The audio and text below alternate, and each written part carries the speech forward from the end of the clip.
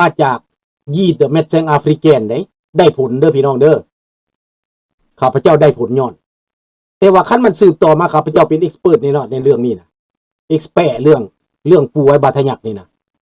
มันได้ผล2 คนข้าพเจ้าปัวกับไอ้กี่คำบ่ตายทั้ง2 คนแต่ว่าโชคชะตามันบังคับให้เฮามาเป็นจังซี่มาเป็นอพยพนะมันบ่ได้ให้เฮาไปเรียนต่อบ่ได้ให้เฮาไปค้นคว้าบ่ได้ให้ไปศึกษาต่อเด้บ่มีเด้ให้ไปเรียนโซเวียตข้าพเจ้าก็บ่ไปแล้วก็จบแล้วออสเตรเลียสวงนี่ช่วยสร้างชนรับประทานออกมานะลูกคนหลวงเวียงจันทน์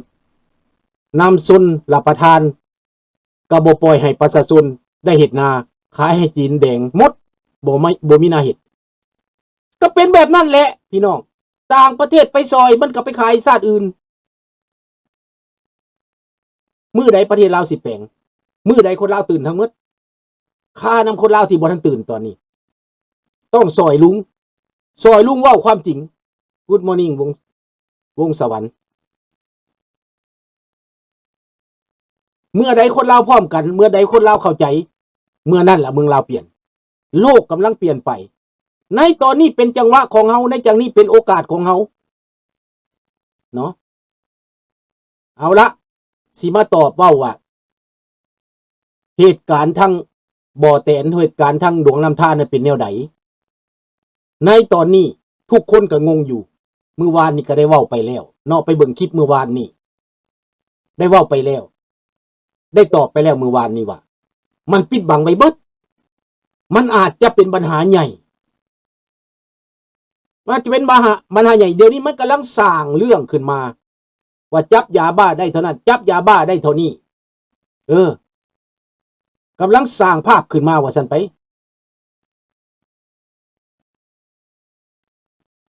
โลกเปลี่ยนแน่นอนตอนโลกสิเปลี่ยนนี่เฮาต้องเตรียมตัวได้ในตอนนี้แหละมันใกล้จะระเบิดขึ้นมาแล้วมันว่าพื้นฐานโครงสร้างหั่นแหละอินฟราสตรัคเจอร์น่ะมันเว้าแต่เท่านั้นแต่มันบ่ได้จักหยังได้ท่านบุญสนิทมันบ่จักอีสังมันเว้าซื่อๆพื้นฐานโครงสร้างก็คือผู้เคลื่อนนี่เลยนะเจ้าจะสร้างพื้นฐานมันบ่จักว่าเอาไปเฮ็ดหยังพื้นฐานโครงสร้างนะเจ้าสร้างเฮือนเจ้าต้องเฮ็ดพื้นมันก่อนเฮ็ดฟาวเดชั่นมันก่อนแน่นหนา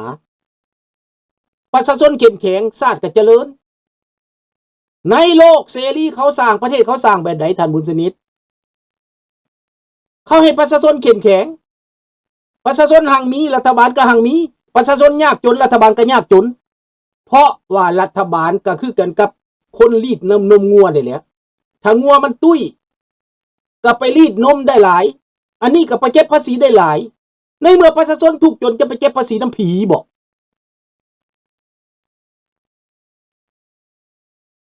แม่นบ่ล่ะมาดังนั้นในต่างประเทศนี่เขาจึงสร้างพื้นฐานโครงสร้างฟาวเดชั่นนั้นสร้างประชาชนสร้างบ้านสร้างเมืองสร้างเฮือนสร้างซ่านให้มันแน่นหนาพาคั่งคือดีค้างดีเสาดีพื้นฐานดีพื้นดีฟาวเดชั่นมันดีคันฟาวเดชั่นบ่ดีก็คือเฮือนอยู่กรุงเทพมันแล้วอันนั้นพื้นฐานโครงสร้างมันโยะเยะเด้เหล็กลวดมันก็เหล็กลวดปลอมเด้ซีเมนต์ก็ซีเมนต์ปลอมเด้สมมุติจังซี่นะมันก็เลยมุนอุ้ยปุ้ยฝนตกฟ้าห้องก็เลยถล่มลงมาเด้เห็นบ่อันนั้นแหละพื้นฐานโครงสร้างบ่ดีโครงสร้างน้อยๆตึกประสูงเห็นบ่อันนั้นแหละพื้นฐานโครงสร้างน่ะอินฟราสตรัคเจอร์มันบ่แน่นฟาวเดชั่นมันบ่แน่น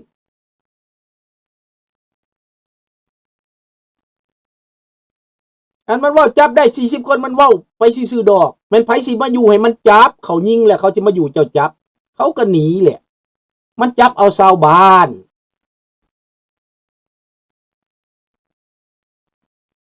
เนาะเรื่องตัวนั้นกับพ่อปานนี้จุไว้ก่อน แต่ข้าพเจ้าได้มาเบาะแสหนึ่งว่ามันบ่แม่นแต่เรื่องยาเสพติดเด้มันมีเรื่องการเมืองผสมเด้มันมีเรื่องต่อต้านผสมเด้ได้ยินมาในหูหนึ่งเด้อแต่หูสองนี่ยังสิได้ยินแบบใดอีกมีแนวต่อต้านถ้าบ่ซั่นบ่ขนทหารไปขนาดนั้นขนทัพไปขนกันไปขนาดนั้นมันเอาบ่อยู่แล้วมันประเสริฐหน้าแล้วจนเจ้าเว่ยบินมาแสดงว่ามันต้องมีปัญหาเจ้าเว่ยมันก็เป็นห่วงน้ำซ้ำสมบัติมันได้มันตัวแบบบักโปรตีนหั่นแหละแบบเดียวกันมันจับแพะส้นแกะจับแกะส้นแพะอยู่หั่นแหละ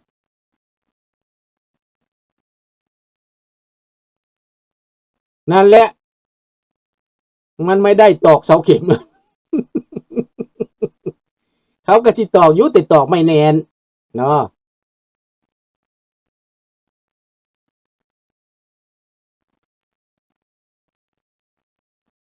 มันก็คือกระลุงเว้าแล้วต้องเป็นประชาธิปไตยความเป็นประชาธิปไตยอันนั้นแหละโครงหลังแน่นหนาน่ะเมื่อเป็นประชาธิปไตยเท่าไรเข้มแข็งเท่าไรประชาชนมีความคิดมีความอ่านมีความรู้คือโครงหลังของประชาชนคือเป็นเสาค้ำประชาชนเป็นเสาค้ำราษฎรเป็นเสาค้ำทุกคนเข้มแข็งมีกินมีใช้มีอยู่ไม่มีความกังวลประชาชนเขาอยู่เนี่ยคือแคนาดานี่โครงหลังเขาเน้นอินฟราสตรัคเจอร์เขาเน้นด้านการปกครองนับตั้งแต่คนธรรมดาเขาฮู้การเมืองหมดเขาเข้าใจการเมืองเขาเข้าใจประชาธิปไตยเขารู้จักสิทธิของเขานี่บ้านของเขาเป็นระเบียบเขาจึงแน่นหนารัฐบาลปกครองง่ายอันนี้แหละเรื่องความแน่นหนาภาคคั่งของประเทศนั้นมันต้องมาจากประชาชนก่อน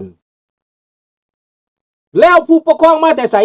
ผู้ปกครองก็เป็นประชาชนคงเลือกมาจากประชาชนพี่น้องเจ้าแขวงเจ้าเมืองมาแต่ไสลังเถื่อก็เป็นคนธรรมดานี้ข้าพเจ้าฮู้หลายคนเจ้าเมืองก็ได้ข้าพเจ้าเคยไปติดต่อพัวพันเท่าว่ายังกู้เท่าซังดอรีเท่าบุกข้าพเจ้าไปติดต่อพัวพันได้พบหลายคนเจ้าเมืองในนี่นะเป็นคนธรรมดาเบื้องต้นในเมื่อเขาเข้มแข็งเฮือนซานเขาพอกินพอใส่แล้วเขามีความรู้ความรักแล้วเขาก็ไปสมัครเป็นนักการเมืองเลือกได้เขาก็มาเป็นผู้นำเป็นผู้แทนเป็นรัฐบาลเป็นเจ้าเมืองเจ้าแขวงเขาเลือกมาได้เขาได้มาจากพื้นฐานโครงสร้างของประชาชนพี่น้องพื้นฐานเศรษฐกิจอันนี้แหละพื้นฐานโครงสร้างนั้นถ้าพื้นฐานโครงสร้างบ่แน่นเศรษฐกิจบ่ดีคนก็อ่อนแอชาติก็อ่อนแอและก็ทุกข์ยากงัวบ่มีนมไม่เจ้าฮีดมันจ่อยเห็นบ่มันจ่อยแล้วเจ้าสิไปเอานมน้ำมันได้บ่เจ้าสิมาเฮ็ดเนยได้บ่เจ้าสิเฮ็ดน้ำมันเบอร์ได้บ่เจ้าสิเฮ็ดชีสได้บ่เห็นบ่ล่ะเจ้าสิมาเฮ็ดฟรอมาจได้บ่ถ้านมมันถ้างัวมันจ่อยมันบ่ได้กินอิ่มอันนี้คือการประชาชนกินบ่อิ่มนุ่งบ่อุ่นนอนบ่หลับมีแต่เจ็บแต่ไข้คันผู้ใดโทรมาก็เจ็บแล้วตายแล้วสิตายแล้วอยู่จังซี่ข้าพเจ้าได้ยินแต่ข่าวว่าสิตายแล้วนี่นะเกิดน้ำหลังข้าพเจ้าในสิตายกันหมดแล้วมันกินบ่อิ่มผู้ข้าพเจ้าว่าสิตายก่อนตั้งแต่อยู่ลาวพุ่นกินนมบ่อิ่มแม่ตายป้าแต่น้อยว่าสิตายแต่พุ่นแล้วจอยเหลืองแต่รอดมาฮอดกูมื้อนี้มาฮอดประเทศที่กินดีอยู่ดีใครแน่ยืดอายุไปอีกแทนสิตาย40 50ก็ตาย6 70 80แน่แม่นบ่อันนั้นอามิกุมาฮอดบ่อนเจริญมันก็นานตายมันก็ยืดไปอีกมันได้กินดีเด้แม่นท่านเพชรสมร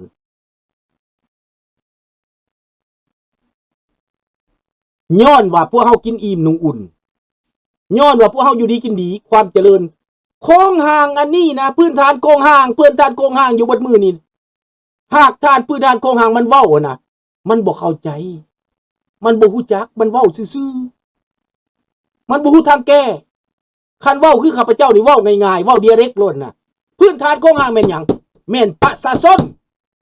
หลักการของมันแม่นประชาชนเป็นหลักฐานเป็นหลักบ้านหลักเมืองแม่นประชาชนอยู่ดีไม่แห้งเกิดลูกขึ้นมามีความรู้ก็ได้เป็นผู้นำเห็นบ่บ้านเมืองจังสิเจริญได้เขาเอาคนมีความรู้เอาคนเก่งเอาคนกล้าเอาคนฉลาด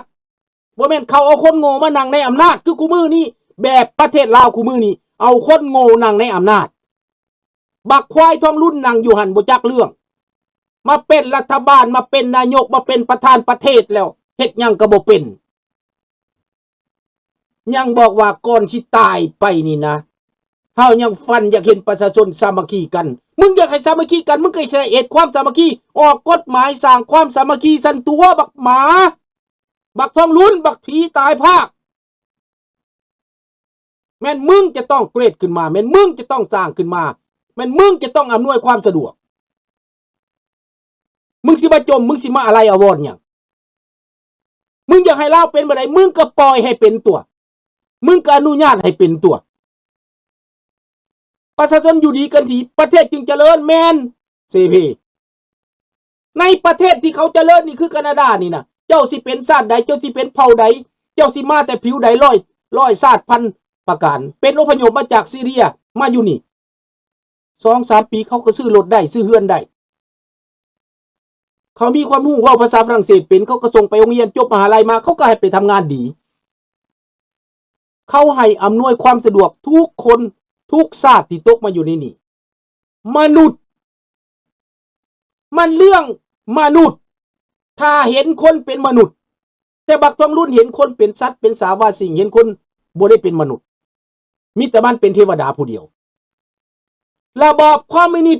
มีแต่พวกมันเป็นมนุษย์ผู้อื่นบ่เป็นมนุษย์เป็นคนรับใช้มันเป็นทาสมันเป็นตรงกันข้ามมันหรือว่าเป็นศัตรูมันนี่ความคิดแบบนี้นะมันบ่มีทางเจริญแบบปักโปรตีนเนี่ยเบิ่งผู้อื่นนะมันเว้าเซเลนสกี้เป็นหยังปักโปรตีนเว้าเซเลนสกี้เป็นอีสังเป็นนาซีเป็นอีสังมันกล่าวหาใส่ความ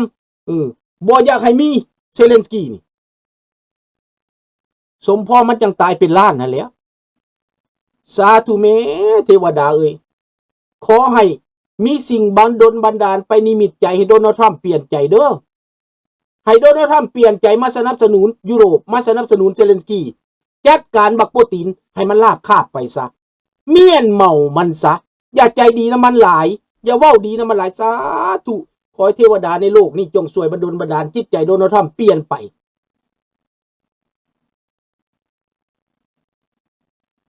เนี่ยในแคนาดาก็เป็นเกิดลูกผู้ที่1ได้500ได้ 3,000 เกิดลูกผู้ที่2ได้500เคยมีมาแล้วต่อไปคนลาวบ่อย่าเกิดคนแขกดำเกิดมาฮอด5คนอยู่รัฐบาลก็ได้หยุดทันทีเลยแขกดำบ่เฮ็ดเวียกบ่เฮ็ดการนอนอยู่บ้านจัดให้แต่ลูกเกิดแต่ลูกถือโอกาสเกิดลูกขึ้นมาติ๊กๆเป็นภาระให้รัฐบาลแทนที่จะเป็นซอยรัฐบาลเป็นภาระนี่มันต่างกันได้คนแต่ละชาติก็ได้นั่นละพี่น้องดังนั้นนายโปรตีนบ่ต้องการสันติภาพมันต้องการสงครามมันอยากบุกตอนหน้าแล้งนี่นะพี่น้องแต่เซเลนสกี้นี่บอกแล้วบอกให้โลกรู้แล้วแต่ว่าขอให้โดนัลด์ทรัมป์เข้าใจคันโดนัลด์ทรัมป์เข้าใจนี่แน่นอนพี่น้องอาวุธส่งให้มาให้หลายๆส่งเจ้าวลินมาให้หลายๆเท่านั้นแหละยูเครนจัดเองเซเลนสกี้จัดให้เดี๋ยวนี้จัดให้แล้วถึงไครเมียก็เกือบอยู่บ่รอดแล้วแถวโปกอบแถวโดเนตวอดวายไปเบิดแล้วบักปูตินนะเนาะมื้อนี้ก็เอาเท่านี้ก่อนเนาะพี่น้องเนาะลูกลาวหลานลาวทุกคนที่ลุงเรานิทานมื้อนี้เว้าเปรียบเทียบให้มื้อนี้ก็หวังว่าจะซอยความเข้าอกเข้าใจพี่น้องคนลาวคนไทยทั้งหมด ได้เข้าใจความเป็นจริงของประชาธิปไตยเนาะ